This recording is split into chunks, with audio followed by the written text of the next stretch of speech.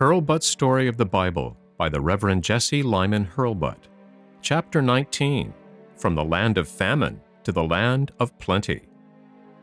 So Joseph's 11 brothers went home to their old father with the glad news that Joseph was alive and was ruler over the land. It was such a joyful surprise to Jacob that he fainted. But after a time he revived, and when they showed him the wagons that Joseph had sent to bring him and his family to Egypt, old Jacob said, "It is enough. Joseph, my son, is yet alive. I will go and see him before I die." Then they went on their journey, with their wives and children and servants and sheep and cattle, a great company. They stopped to rest at Beersheba, which had been the home of Isaac and Abraham, and made offerings to the Lord, and worshipped.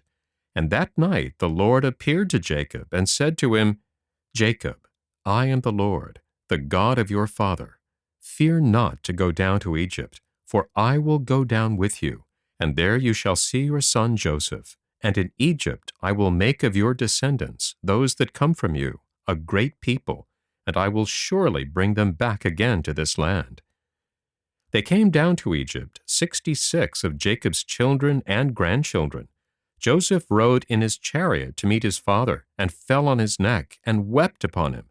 And Jacob said, "Now I am ready to die, since I know that you are still alive, and I have seen your face." And Joseph brought his father in to see King Pharaoh, and Jacob, as an old man, gave his blessing to the king. The part of the land of Egypt where Joseph found for his brothers a home was called Goshen. It was on the east, between Egypt and the desert, and it was a very rich land where the soil gave large harvests. But at that time, and for 5 years after, there were no crops because of the famine that was in the land. During those years, the people of Israel in the land of Goshen were fed, as were all the people of Egypt, with grain from the storehouses of Joseph. Jacob lived to be almost 150 years old. Before he died, he blessed Joseph and all his sons, and said to them, "When I die, do not bury me in the land of Egypt, but take my body to the land of Canaan, and bury me in the cave at Hebron with Abraham and Isaac my father." And Joseph brought his 2 sons, Manasseh and Ephraim, to his father's bed. Jacob's eyes were dim with age, as his father Isaac's had been. See Story 12. And he would not see the 2 young men. And he said, "Who are these?" And Joseph said, "They are my 2 sons, whom God has given me in this land." "Bring them to me," said Jacob, "that I may bless them before I die." And Jacob kissed them, and put his arms around them, and he said, "I had not thought that I should ever see your face, my son, and God has let me see both you and your children also." And Jacob placed his right hand on Ephraim's head, the younger, and his left hand on Manasseh, the older. Joseph tried to change his father's hands, so that the right hand should be on the older son's head.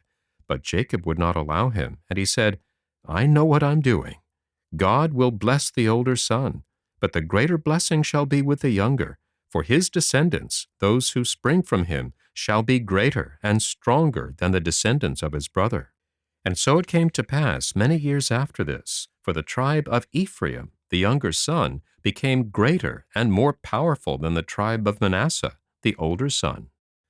When Jacob died, a great funeral was held. They carried his body up out of Egypt to the land of Canaan, and buried it, as he had said to them, in the cave of Machpelah, where Abraham and Isaac were buried already. When the sons of Jacob came back to Egypt after the burial of their father, they said to one another, "It may be that Joseph will punish us, now that his father is dead, for the wrong that we did to him many years ago." And they sent a message asking Joseph to forgive them for his father's sake. And again they came and bowed down before him with their faces to the ground. They said, "We are your servants. Be merciful to us." Jacob wept when his brothers spoke to him, and he said, "Fear not. Am I in God's place to punish and to reward? It is true that you meant evil to me, but God turned it to good, so that all your families might be kept alive. Do not be afraid. I will care for you and for your children." After this, Joseph lived to a good old age, until he was 110 years old. Before he died, he said to his children and to all the children of Israel who had now increased to very many people, I am going to die, but God will come to you, and will bring you up out of this land, into your own land, which he promised to your fathers, to Abraham and Isaac and Jacob.